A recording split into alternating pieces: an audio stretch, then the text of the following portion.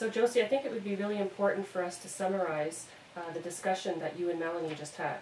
Absolutely, and what we'll try and do, Suzanne, is we can probably go down the different factors that we feel definitely influence the nutritional choice that you will be making for your companion bird.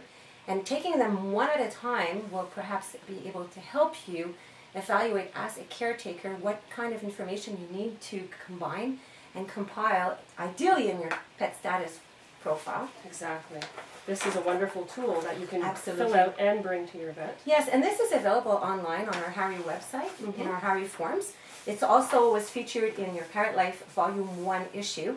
And the goal of this pet status profile, what we wanted to achieve with this, is help caretakers write down the pertinent information that then can be brought along on your yearly or veterinarian consultation or to your avian specialty store, where the avian consultant then can use the information that you've already committed quite some time to answering accurately, and then help you assess all the different factors and the caloric requirements, and we will be going through these now one by one. So one factor that we should talk about to assess whether you should, which formula you should use of Tropican, is the life stage. It's often confusing a little bit to decide which life stage your companion parrot is actually in. Absolutely. Especially there's a lot of species variabilities. If we're talking about budgerigar, the budgies usually reach a stage of maturity at perhaps 1 year old, whereas a macaw might take 6 or 7 years to reach maturity.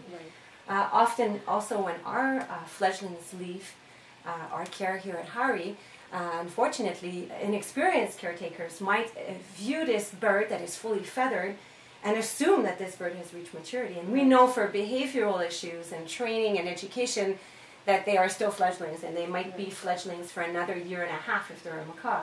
So this is very important to evaluate based on the species that you have in your care. And once more, very important to use the avian specialists and your avian veterinarian and technician to help you evaluate whether this bird has now graduated from being a fledgling and is now in its juvenile years. Whether this bird is about to reach sexual maturity. Now we know as breeders here that this is something that we all have in the files, and we're paying very much attention to that, because that is making a difference whether these birds are still flocking in a juvenile flight or they're about now to pair bond and they're then eventually going to start breeding, and we'll see the evidence of that in the behavior around the nest cavity. For companion birds now, it's quite different. And if caretakers are doing it well, then they're not sexually or hormonally overcharging their birds, then you won't see the reproduction behavior, the onset of the hormonal overdrive. And so you might assume that your bird has not reached maturity where it has. And of course this is very important for species that are predisposed to having calcium deficiencies, such as the typical African grey. And this is where we always mention to people that it's important to know what the sex of their bird is, whether they want to breed it or not. It's not just to figure out what kind of name the bird will have for the rest of his life, but it's very important to them make sure that this is a female.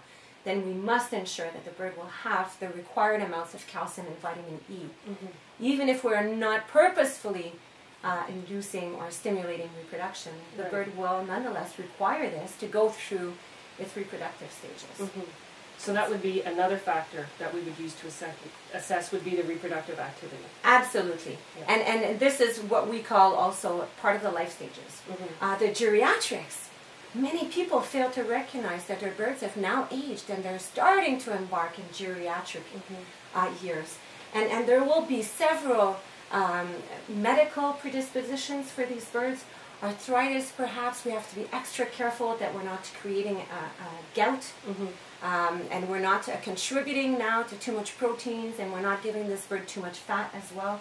So very important to always consult, read, research on the internet as much as you can, and in fantastic books that can give you additional insight as to your specific species and where they fall based on a number of years. Now, another thing that's occurring quite often now is there's a lot of birds that are being rehomed, and often the captive bred band is no longer on the leg, and there's not been any information that traveled with the bird. And so sometimes evaluating the age of the bird, the accurate age of the bird, can be quite challenging, even for a very qualified avian specialist. And so this is something that we have to look at with a little bit more attention. And this is, I think, a particular case where several veterinarian visits throughout the year can be beneficial to the bird.